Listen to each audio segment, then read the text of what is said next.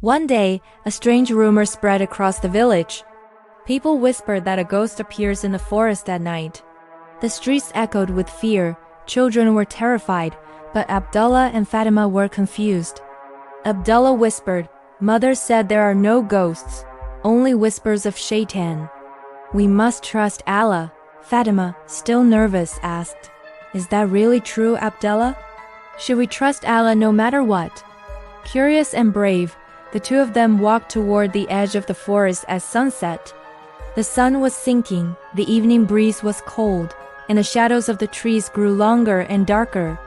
They held each other's hands tightly. Abdullah took a deep breath and said softly, "Bismillah. Let's see what's really inside."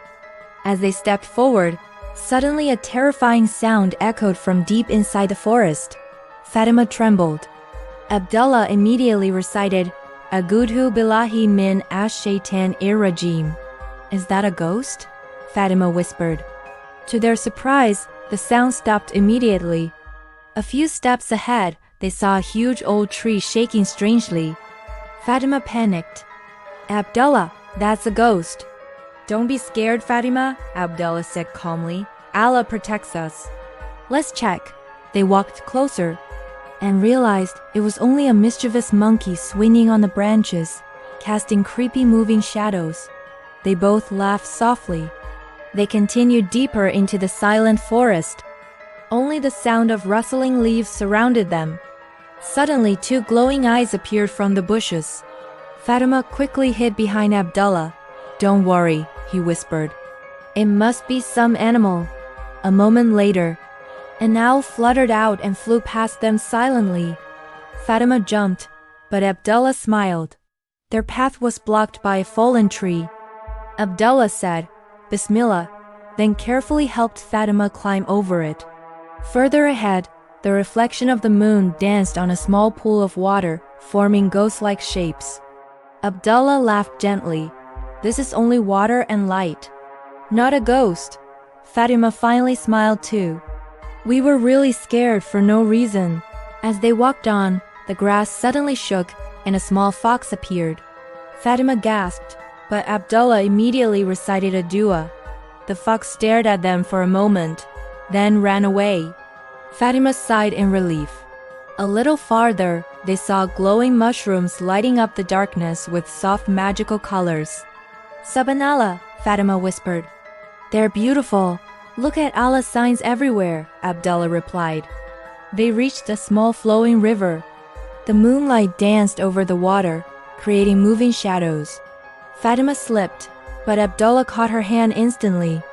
"Alhamdulillah, you didn't fall," he said. Suddenly, a distant animal roar echoed through the trees. Both of them froze.